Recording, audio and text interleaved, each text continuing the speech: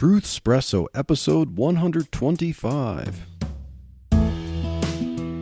Face it, we all would rather sleep in this morning.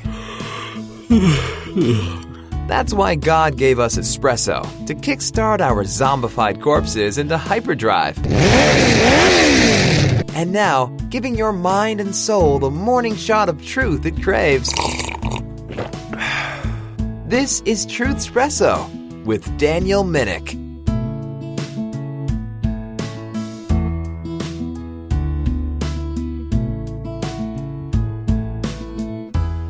Hello, this is your host, Daniel Minnick, and welcome to another episode of Truth Espresso.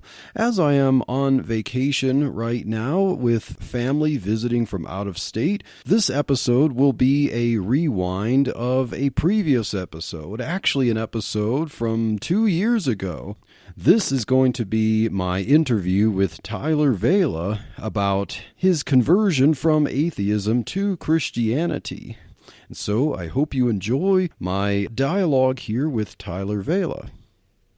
Well, hello, this is Daniel Minnick on the Truth Espresso podcast, your host as always. And on this episode, I have a very special guest, the second guest ever for Truth Espresso. And we have an interesting topic on this episode. For the first time on Truth Espresso, we're actually going to talk about the existence of God. We're going to address arguments against atheism and really how should we as Christians live out our faith and really demonstrate to those who would question our faith that God exists. And what do we mean by God? Are we just talking about some man in the sky, some general theism, or a deistic God? But for this episode, our special guest is Tyler Vela.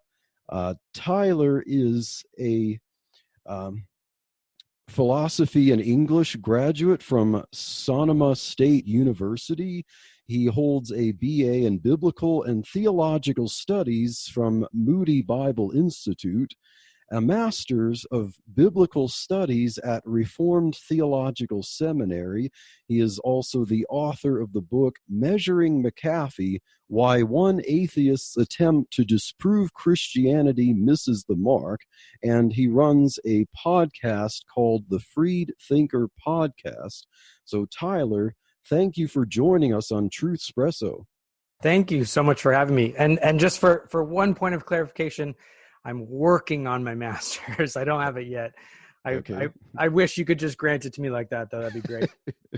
Yeah, like your university, not professor, but yeah, as if I were the president of the university. But yeah, that would be cool if I can grant the honorary doctorate or master's or so on like that. But or just wave the wand and push my learning through time or something. Let me finish all the coursework. That'd be great. So Tyler, I was looking at your bio online and I saw that you said that you were raised an atheist and converted in college. So could you just give me a little bit about yourself? Tell us a little bit about yourself and how you became to be a Christian and get into apologetics. Yeah. So I was raised in Northern California. A deep blue part of an already blue state. And I was raised completely non-religious. My mom is kind of a love her to death, but kind of a new agey ex-hippie, and very, very happy about it, but very, very loving. She wasn't like, not like unsupportive of my Christian walk. And my stepdad is a lapsed Catholic. We never went to church, never talked about it. I was so ignorant of religion, and so like a lot of times atheists would be like, "Oh, but you were raised in the cultural milieu of Christianity." Not in the deep blue that I was at. I actually remember after becoming a Christian and hearing the Christmas carols for the first time and thinking, "Oh, that's what those are about." I really had no real idea of a lot of the Christian story growing up. So I about high school age, became a pretty, I would say an atheist, naturalist. Didn't have, I wasn't an anti-religious person. I wasn't one of these people, after the rise of the new atheism, where I'm running around telling people they're stupid and anti-science and all that kind of stuff. But I thought religious people were, that's quaint but old and not really, relevant anymore. And by the time I hit college, that had pretty well set in. And it was actually, kind of ironically enough, I was a philosophy major, and I was taking a class in metaphysics, and section 1 of metaphysics was arguments for the existence of God. And I thought, well, that's interesting. My professor was an atheist, Dr. Botterell, very, very, very good professor, actually. And I remember we were going through the arguments of the existence of God. We hit the moral argument. And that pretty much sealed it for me. He did a good job presenting it balanced. He readily admitted that this was a very one of the stronger arguments and a hard one to overcome. And I quickly started to realize that the argument, the moral argument, for those who don't know it, is that if God didn't exist, objective moral values and duties wouldn't exist. Objective moral values and duties do exist, therefore God exists. It's a classic modus tollens argument. Well, I started quickly realizing that I believed the second premise, that objective moral values and duties existed, far more than I denied the first one, which is that if God did not exist, those wouldn't exist. And so that was very challenging for me.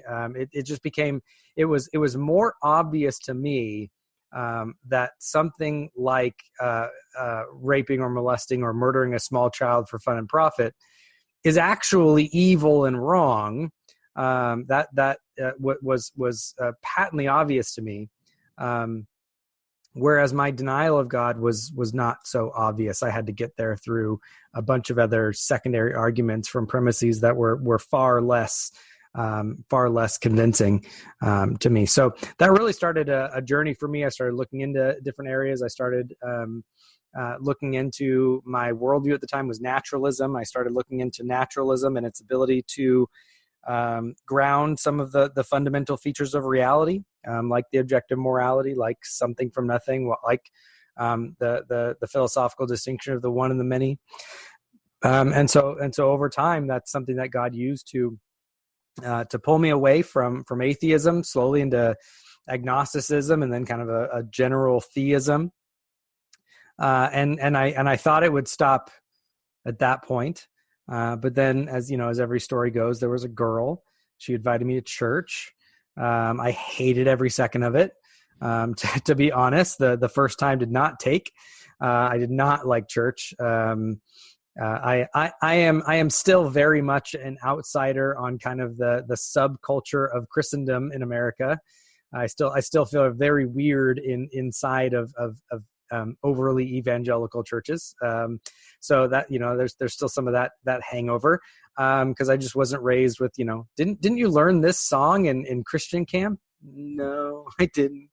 But after going to a church for a couple of different times, I tried they had like a college age service, that was not so, waspy, I suppose, and heard the gospel message there, and God used that to call me home, and so that is really when I became a Christian, which is when God effectually called me by the gospel.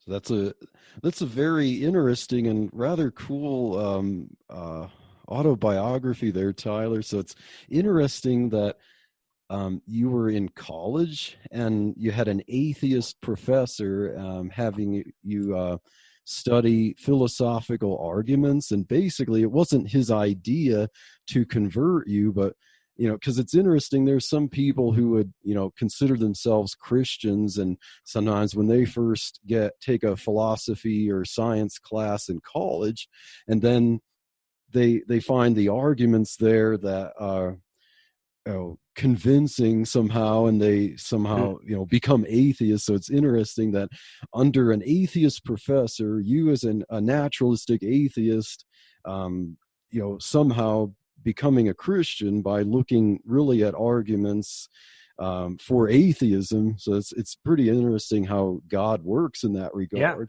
Yeah, he was. I mean, he was a great, fantastic professor. I mean, really, he was there to just challenge you to know why you believe, to think about things, to examine things. He wasn't antagonistic. I mean, he was very Canadian, so he was also very, very polite about everything. But he, so far as, I mean, he wrote one of my recommendation letters for me to get into Moody Bible Institute. So I had an atheist professor writing me an academic reference to go to a conservative evangelical Bible college. So he's a very, very very good professor, but very challenging. I would watch him challenge the Christians in the group just as much as he would challenge the atheists in the group. He was a very good philosophy professor in that regard. Very Socratic. So he definitely wasn't your Richard Dawkins type atheist then. No, definitely not. And to be honest, in my experience, most atheistic philosophy professors aren't.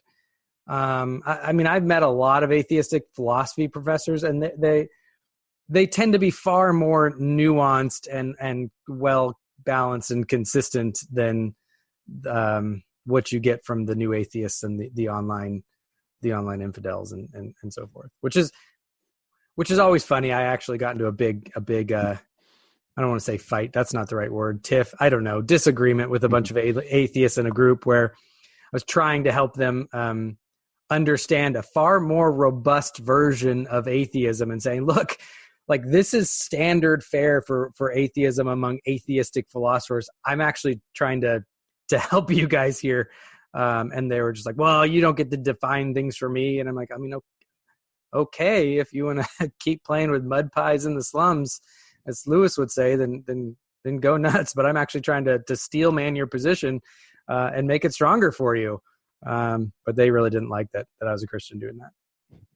So Tyler, before you became convinced of that in the existence of God, if you don't mind me asking, while you were an atheistic naturalist, what were some of the arguments that you held to that really convinced you that God did not exist? It's an interesting question. I can take it two different ways. The first one is what my actual motivations were just sinful autonomy and a desire to self-govern my own life. That really is at the core of why I was an unbeliever. As far as the arguments why I would justify it to myself and to others, there was some. I thought the problem of evil and suffering was very strong. If there is an all-loving God, all-powerful God, how in the world can there? Why is there this much evil and suffering? Specifically, what appears to be, or what appeared to me at the time to be, a gratuitous suffering and evil. Mm-hmm. That was a big one. But really, I point this out to atheists, and again, I try to tell them, like, I don't particularly like that I'm making your position stronger, but actually, I think one of the strongest arguments for atheism is just kind of a banal, just unconvincedness, just it's something kind of like what we get from the new atheists, but far more mundane, I should say. We don't believe in a bunch of other mythical things.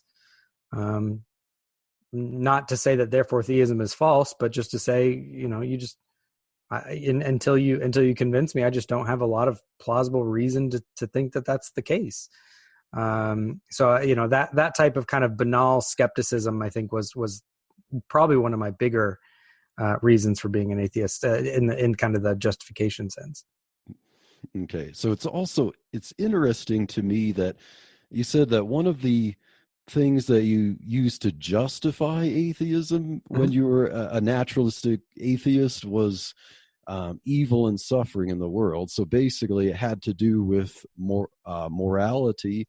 And then you said that in your philosophy class, you were studying basically the moral argument. So really the question of atheism, it seems like in the majority of the debate has to do with the moral argument. And, do you have an idea of why you think that is? I don't know if that's the case for everybody, although I think it probably is the case in most instances. It definitely was for me. I think that because we are such ethical beings, and I don't mean that in that we always act ethically, but we are driven by ethical and normative values. I mean, we do it at every point in our life, and we do it constantly. It's just an unescapable reality of life, and it's very clear throughout the scriptures that we want to be that part of our sinful autonomy is that we want to be the rule unto ourselves. We want to be our own autonomous. We want to be our own autonomous king. We want to be our own ruler. We don't want anyone else to judge us. We want to be able to judge ourselves. We want to be able to judge others till the cows come home, but we don't want others to judge us. That overwhelming aspect, I think, of the human experience is just going to make it a focal point for how we relate and understand God, whether that's in a loving sense or in a an atheistic sense where we attempt to flee and reject the existence of God. So would you understand, like most atheists, if the idea of the appeal of rejecting the existence of God really is that kind of autonomy and trying to find one's own purpose in life, be the kind of the ruler of your own life, like you set the rules for yourself and so on, would you understand that really the atheistic worldview is kind of like self-contradictory in that one is trying to find so much meaning and purpose when the worldview of the atheist really is that there is no intrinsic meaning or purpose to existence? Yeah. I mean, I think that's one of the big problems that a lot of apologists point out or try to point out to atheism, which is that really existence, our human existence, our kind of existential experience of the world around us is largely unintelligible on naturalism. It's bizarre to say that there's no objective meaning and purpose in the world, but that we can invent our own meaning and purpose, and somehow that becomes an objective meaning and purpose. I mean, at the end of the day, that's just a legal fiction. That's just the ironic thing. I don't know if you've ever heard this, but I said it as an atheist, and I heard it a lot growing up, which is that religion is wish fulfillment. You want there to be an afterlife. You don't want this life to be all there is. You want there to be meaning and purpose, and so you invent a sky daddy and an afterlife, and it's wish fulfillment. But ironic. So we deny that it's wish fulfillment. We genuinely believe that there's an afterlife, right? So if it's wish fulfillment, at least it's unconscious. For the atheist, they admit that it's wish fulfillment. They know that there's no meaning and purpose, but they want there to be, and so they're going to wave their magic wand and say, well, alakazam, therefore I have meaning and purpose. I know that it's not a real meaning and purpose, but I want there to be, and so therefore it's going to be like that. Like, I don't know what's worse, like an unintentional wish fulfillment, or just you're just intentional embracing wish fulfillment. So I don't know why that would be better. So basically, it's like with the atheist worldview, like really everything is kind of an illusion, because it's like if you're trying to find meaning and purpose, yet you admit your mind is not infinite and perfect. It could be flawed, and how can you really trust that your mind is functioning properly? And yet you're trying to use this accident of random chance against what amounts to be stardust, and you're trying to insist that you can actually figure out truth, and really you're trying to have meaning and purpose. say like an atheist gets involved in some kind of crusade or some kind of march for some kind of political endeavor to save the whales or save the planet and so on, but but you think about like the size of the universe and how tiny the earth is and how all of this reality is really just nothing but atoms banging around, like, and it's like, as a Christian, I just really have to ask the atheist, what really is the point of that? Why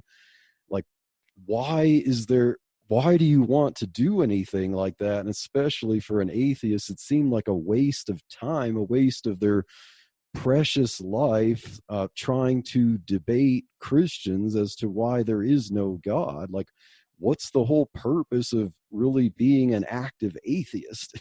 Right. Yeah. I mean, and there's another irony there that, they always try to mock the middle. They don't understand medieval theology and cosmology. And so they believe the revisionist history that everyone thought we lived in a flat earth and that the earth was the center of the universe and all that kind of, which is just garbage. It's just historical nonsense. No one believed that. But they'll do that and they'll say, oh, well, you religious people, until science came along, you guys thought you were the center of the universe.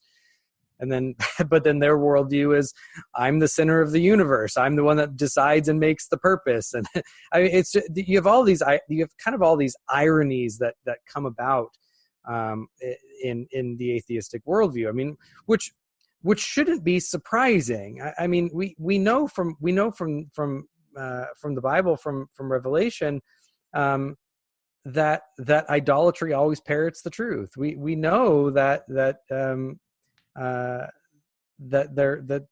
going to attempt to make themselves into something that is close but distorted enough to be false. I mean, they're while denying moral objectivity because they want to deny God. I mean, often the atheists will be some of the most moralistic, and I don't mean that they're the most moral people. They are the most ardently legalistic and moralistic people to ever haunt the planet. They are sometimes the most egregious over different what they perceive as outrages in society and things like that. I mean, they have some of the strongest sense of well, that's not fair, that's not just, that you can imagine. Well, I mean, if their worldview is correct, well, that's just not the case. I mean, we're just we're just molecules crashing into each other, and you have a certain set of molecules, then you shake up and there's a chemical reaction that gives your response to something, and I have a different set of atoms, and you shake me up, and we're just bags of not so good looking water. Why should we think that one of us killing another one is bad, but one of us helping one of us across the street is good?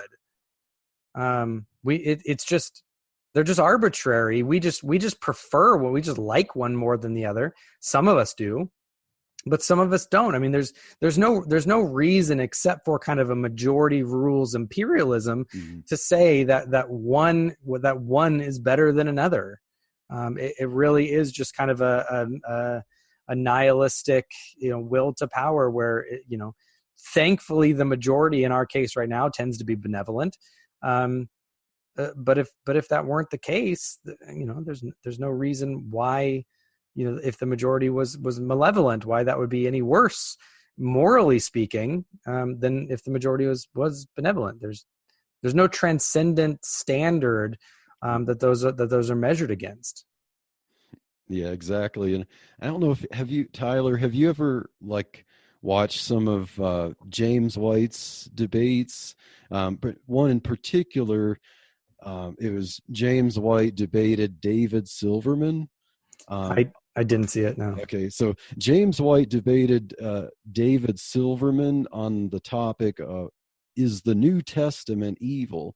Now, of course, most atheists will like to go to the Old Testament to try to show how, the God of the Bible is evil, and they'll say, yeah, the New Testament tries to clean him up. But David Silverman actually debated the topic, is the New Testament evil? And he was trying to say that the New Testament makes God like really evil. And what's interesting, in his opening statement, he made the argument, because even like just the command to believe, and he was trying to say, like, it's so evil, the idea that if you think something wrong, then God will judge your thoughts, and that's so evil, because how can you avoid thinking bad thoughts? And the whole thing about sending people to hell and how evil that is. But then later on in the cross-examination, James White was asking him, presuppositional questions, and eventually it got down to, questions about Adolf Hitler. And of course, with the kind of the moral relativism coming out, eventually the final question that James White asked David Silverman was about, like, is it really objectively wrong what Hitler did? And Silverman had to say, like, in my opinion, but it's only my opinion. And, right. I'm like shocked by that. Like, he's trying to debate the topic, saying the New Testament is evil. And yet now when you come up with one of the most historical atrocities, he has to say, it's only my opinion that what Hitler did was evil. Like, how is he really presenting any kind of consistent argument? Because James White asked him, like, according to his worldview, how can he even call anything evil? Right. And it proved itself in the cross-examination. Yeah, that's exactly right. It happens all the time, in these discussions. Just constantly. I mean, you could come up with so many things. They'll protest to slavery in the Bible, but then they'll want to say that morality is an objective time after time, or from culture to culture. And so it's like, okay, well then, why do you get to evaluate a time in a culture, 3,000 years ago, in a completely ancient culture that's not yours? Why are you imperialistically imposing your, subjective morality upon that? So it just becomes, it just becomes somewhat ironic and arbitrary when you start dealing with this level of kind of online infidel, meme-driven atheism. Okay, so we just talked about, like, the moral argument for the existence of God, and how naturalistic atheism can't account for moral objectives. So I'm going to go on to the topic of Scripture as the revelation of the God, the God who exists. And Mm-hmm. I'd like to read Psalm 14, verse 1, and see if we can ask some relevant questions about it. So Psalm 14, verse 1, this is the psalmist King David writing. He says, "The fool hath said in his heart, there is no God. They are corrupt. They have done abominable works. There is none that doeth good." So Mm-hmm. David said, the fool hath said in his heart, there is no God. So when I was reading this verse recently, and I was thinking about some questions, like, if someone is an atheist, how does he address this verse? Because here is a declarative statement from David saying that the fool has said in his heart, there is no God. So the question is, was King David right or wrong in this statement? If King David was right, then atheism is wrong. If King David was wrong, then King David would be a fool, because, he would be a fool to say that the fool says there is no God, if he was wrong about that and there is in fact no God. And Scripture would be wrong. But then, given if atheism were true, then how can we objectively define what a fool is? Right. Yeah. I mean, you're getting to the problem of an internal critique on their worldview, where in order for them to protest against Christianity, against the God of the Bible, against His Word, they need to be able to provide some type of rigorous standard and foundation for something like the laws of logic, which they simply don't have on their worldview. It's not possible. And there's actually some, again, I keep saying there's ironies when you go into their position. There's all kinds of ironies, especially when you're dealing with the online atheists, because the online atheists are going to say like, oh, well, you shouldn't believe things unless there's objective, empirical evidence for it. And then you just go back and say, okay, well, what's the objective empirical evidence for that statement? They don't have one. So, if you're dealing with someone like that, trying to get them to come up with some type of philosophical, a transcendent, or I should say transcendental foundation for something like the laws of logic on a naturalistic worldview, where they can only believe things that are objective and empirical. It's just, sometimes I say the fool has said in their heart that the atheist has a good explanation. It's not gonna come about. They're not gonna be able to provide one. Yeah, because it's interesting. You just mentioned about like proving the existence of God with empirical evidence and so on, but then it's like that. Yeah, say that assumes that we have a rule for evidence, that we have standards by which we can evaluate evidence, and and that we have a functioning brain that can somehow actually sense truth and test truth, evaluate truth, that there is such a thing as a basis of truth to determine the truth of things, that evidence actually has meaning, that our brains can function. Like, really, how does the atheist know for certain that the human brain is capable of actually evaluating evidence, so to speak, and really determine whether God exists or not? Like, how do we know that the naturalistic like evolution has really given us the tools to do that? Like, could our senses be playing tricks on us? Like, how do they know that? Right. Yeah. I usually don't try to push any worldview for certainty, but what you're hitting on is important, because when you're doing a critique of another worldview, you can do what's called an internal critique, which is that you assume that their position is true. Right, you're trying not to bring in any outside assumptions or any outside beliefs, and you try to use just the resources that are within their view. And if there's something within their view that creates a contradiction, then they have a defeater for their view from within it. It's a very strong way to oppose a view. So there's a Protestant philosopher named Alvin Plantinga. Oh yes. Who came up with an argument that's the evolutionary argument against naturalism. And the argument's brilliant.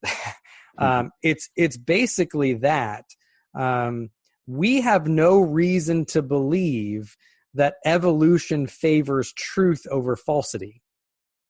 There's zero reason to believe that. You might just assume it. You might think that it's true. We might think that that truthhood has certain practical outworkings. But he points out that you might gain more evolutionary benefit from mild delusion than you do from accurate an accurate understanding of reality. And what's funny is, again, another irony, is that when you're talking to atheists and they're trying to make scientific cases for whatever their position is. And I'm rather agnostic when it comes to a lot of the scientific stuff. I don't get into really the science. I don't get into evolution debates or anything like that. I just it's not my field of interest or study. I just don't know enough, so I just stay out of it. Mm-hmm. But when they start getting into these types of conversations and they start, wanting to undermine miracles, and they want to start undermining, the historicity of the Bible, and they start going after, well, your memory is totally unreliable. And they start going after, well, you think that what you see with your eyes is what the actual world is, but your brain is actually interpreting a bunch of different information together, and it's stitching this thing together. That's kind of like it's like a patchwork, artistic Picasso type of rendering of what the real world actually is.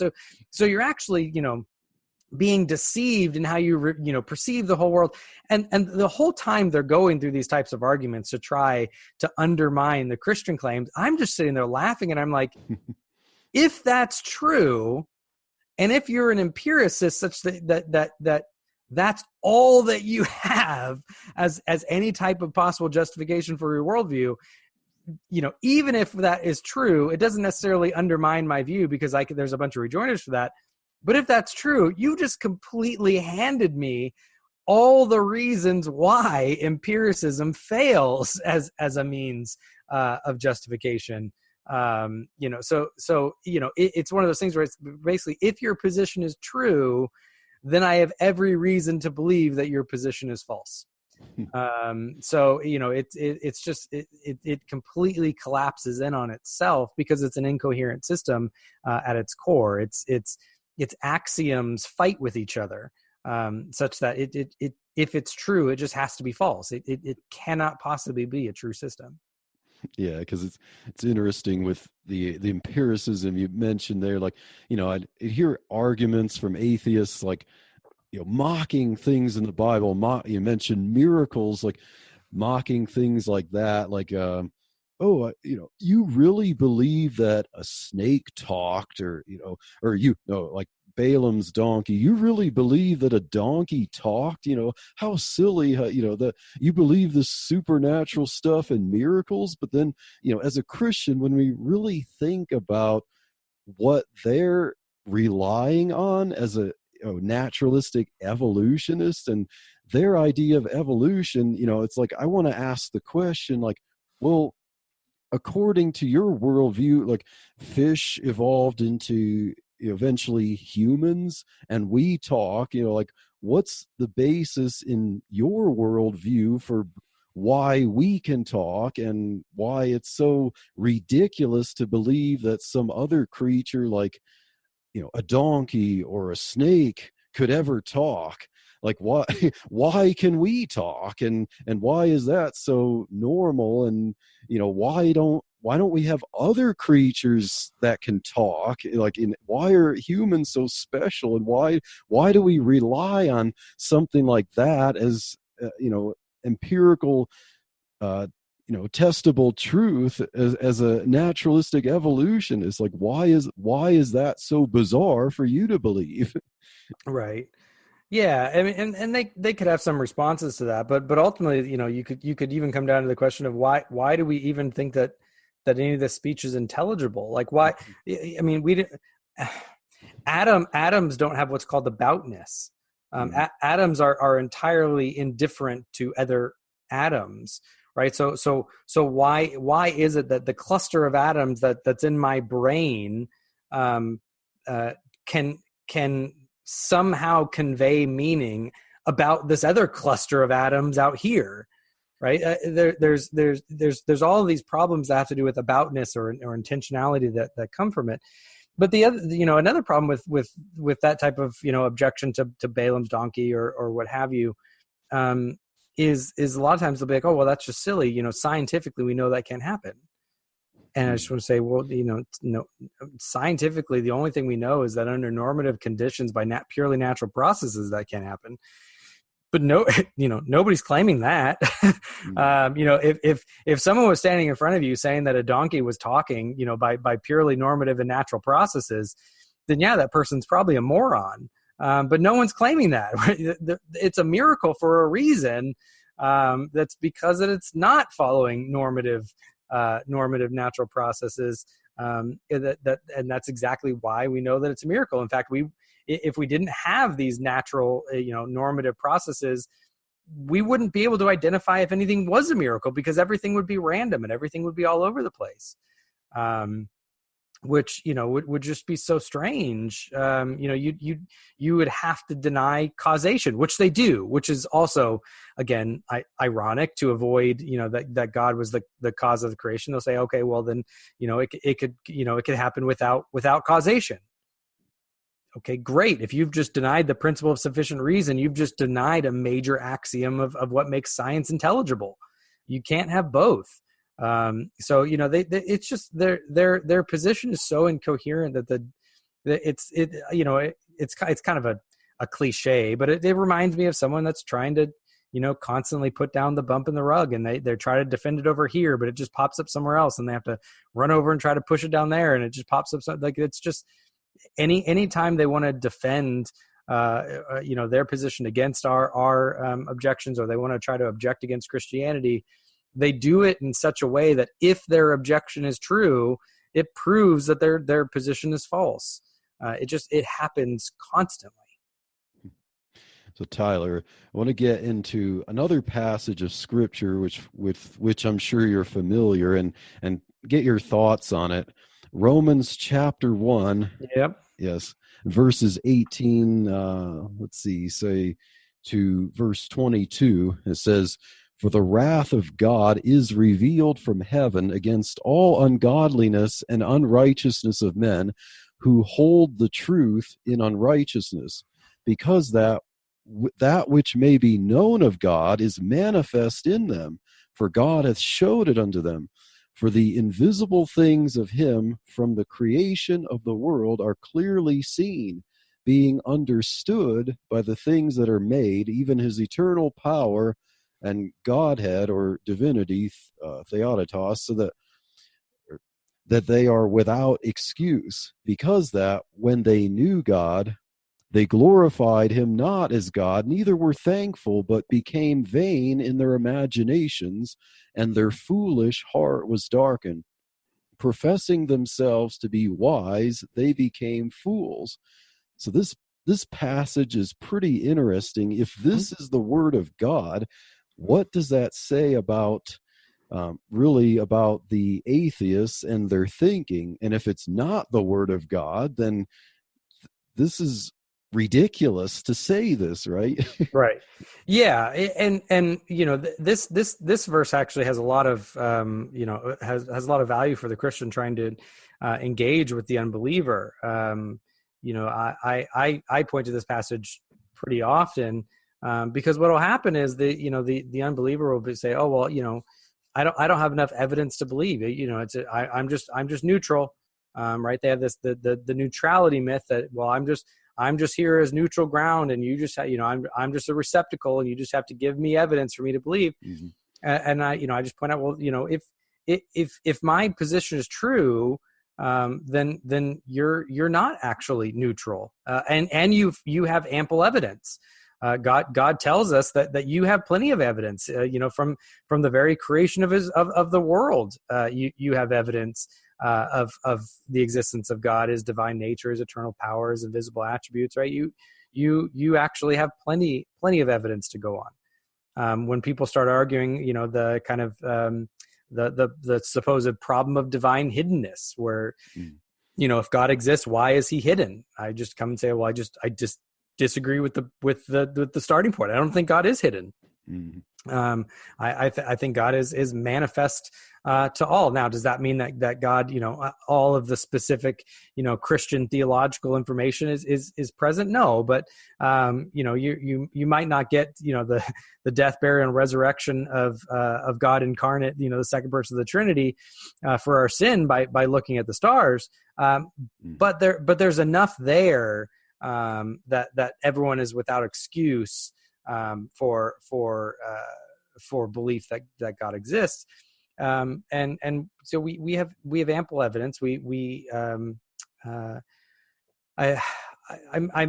usually nuance what I say when we say that we suppress the truth in unrighteousness. Mm-hmm. A lot of times this will come across as, oh, well, that God exists, you just don't want it to be true, and so therefore you suppress it, like it's a conscious thing that they do. I don't think that is the case. I think that when it says they suppress the truth in unrighteousness, that it is actually our unrighteousness, our love of sin, our love for self, that suppresses the truth about God around us, such that we might not even observe that it's there. It's actually our unrighteousness is taking control.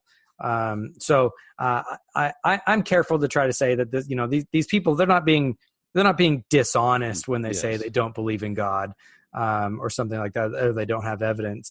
But the truth has been suppressed. It's been the picture is a force, something that's submerging something underwater.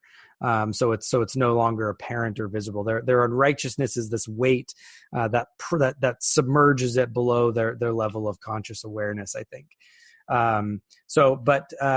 But it still doesn't mean that I need to accept their supposition that somehow God actually is hidden, or that there actually is no evidence that is present all around them.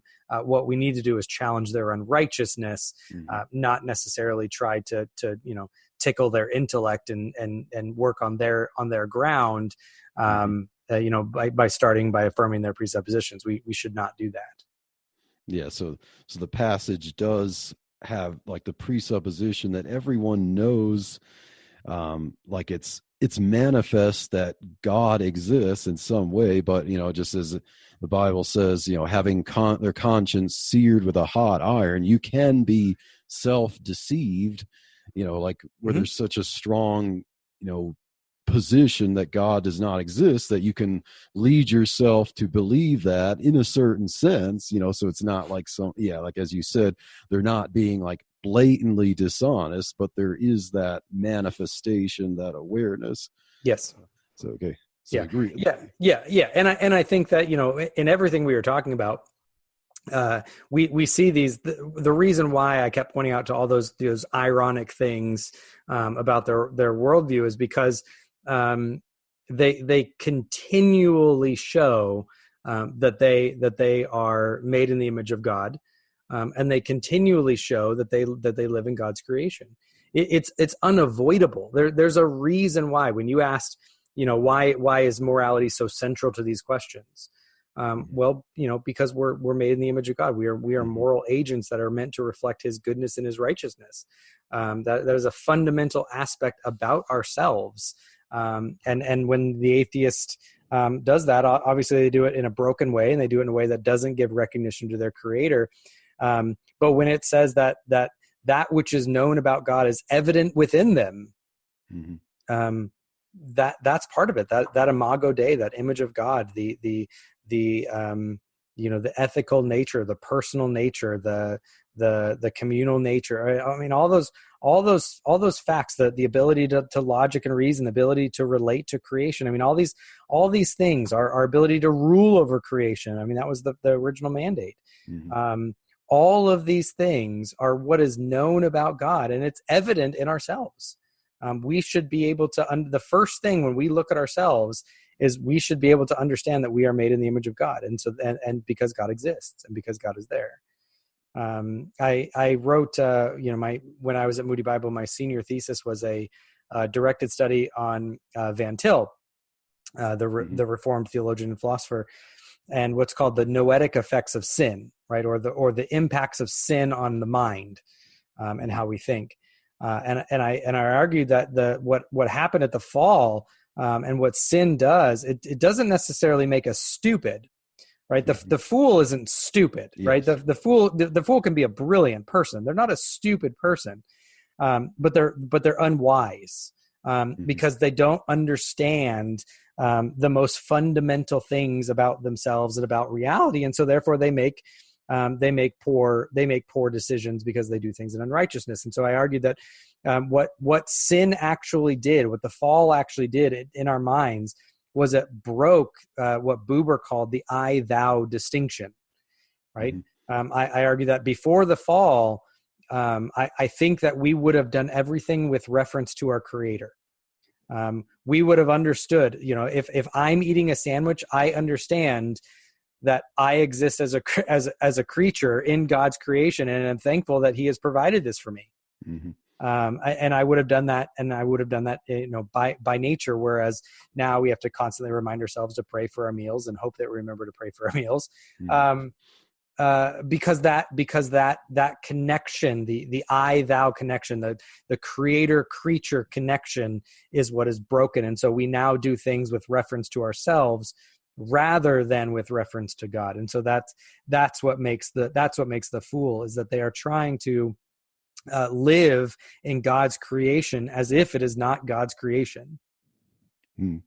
Yes, definitely excellent points there, Tyler. And I remember a while ago, I mean, I haven't published it yet. I'm thinking of like recording at some point, but I was writing basically about the presuppositions of, atheists and really the concept of like, where's the evidence? So I was like writing basically a narrative explanation for the evidence of creation, and like starting off with us as humans and how we think and do things, and then going down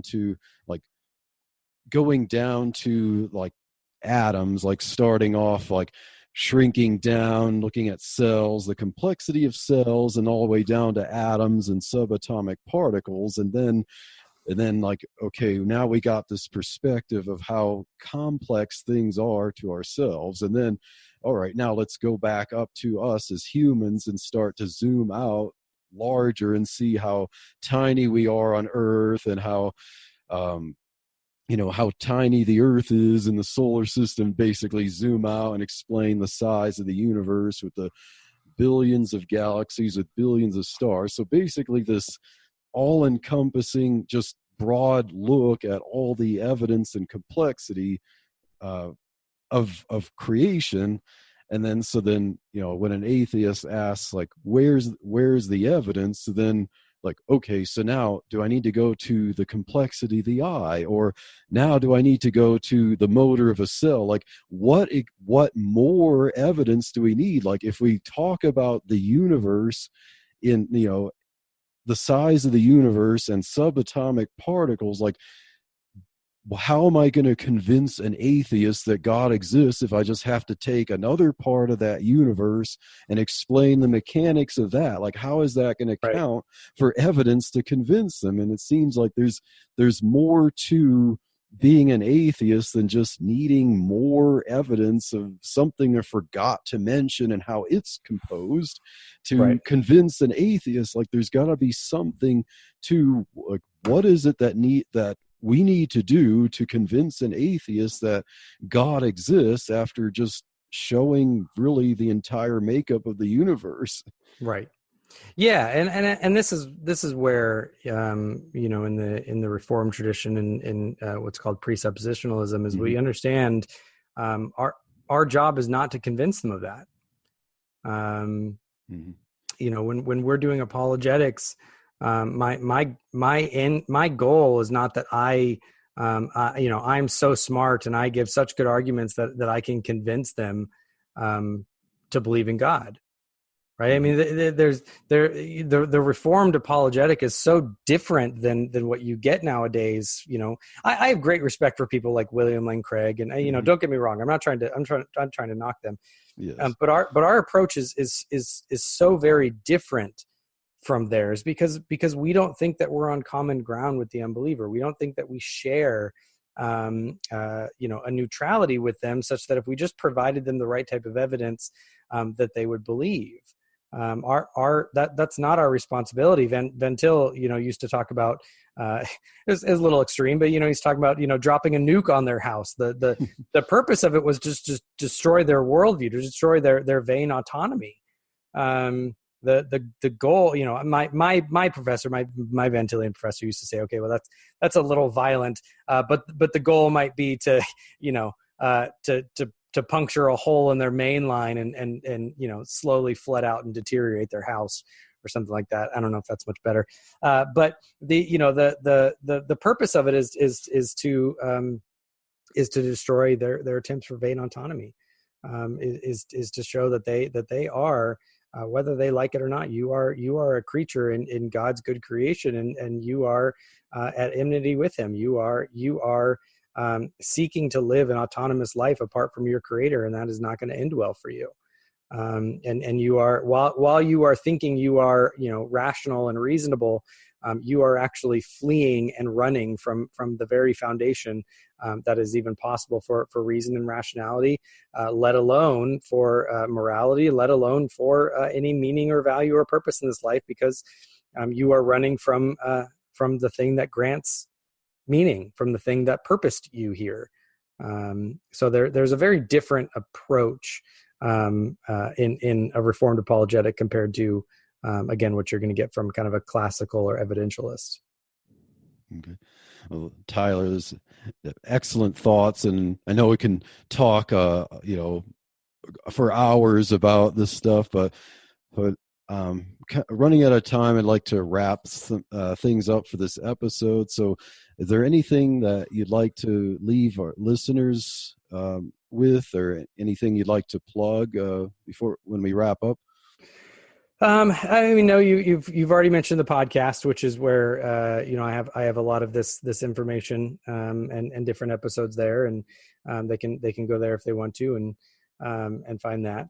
My exhortation to anyone who's looking to get into apologetics is to not get into apologetics, and I don't mean that in a bad way. A lot of people think that getting into apologetics is, I need to go and I need to read 1,000 books, and I need to be able to overcome all these objections and remember all these syllogisms and do all that kind of stuff. And if that, if you can do that, God bless you. But don't think that that's your obligation. You people hear passages like 1 Peter 3:14 and think that, well, we're our obligation is to make a defense, and so therefore I have to do apologetics.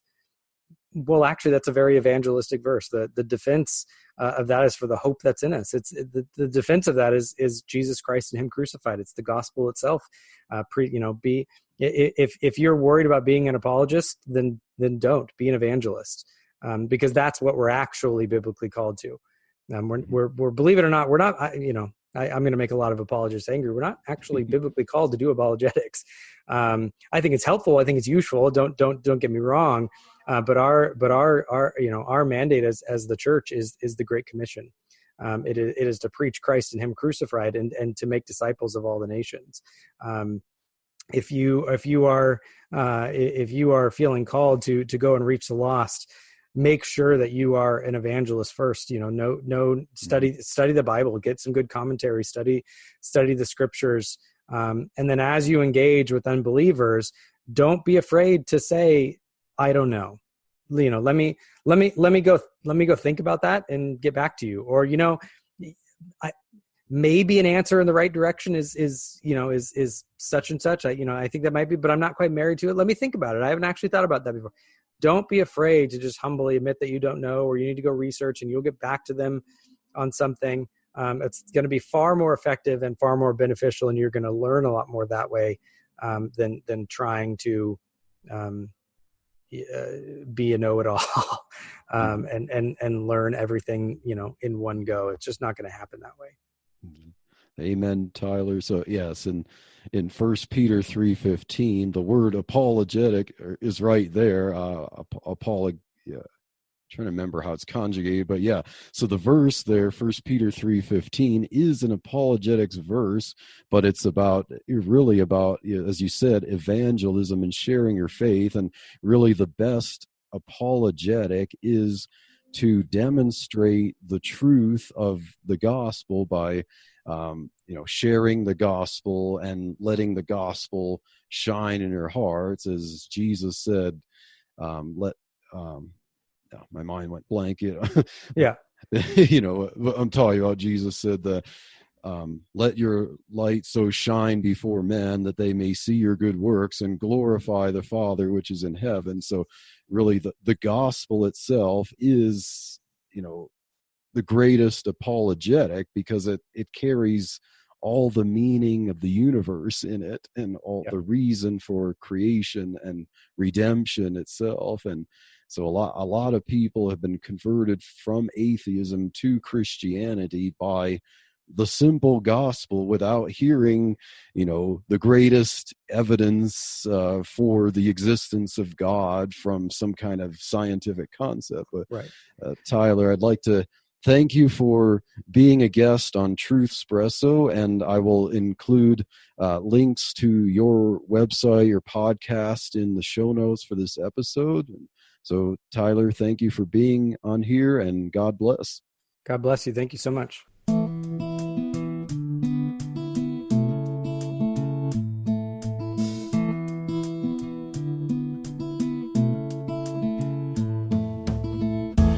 Thank you for waking up with Truth Espresso. Good morning, and God bless your day. Hey friends, Daniel Minnick here again.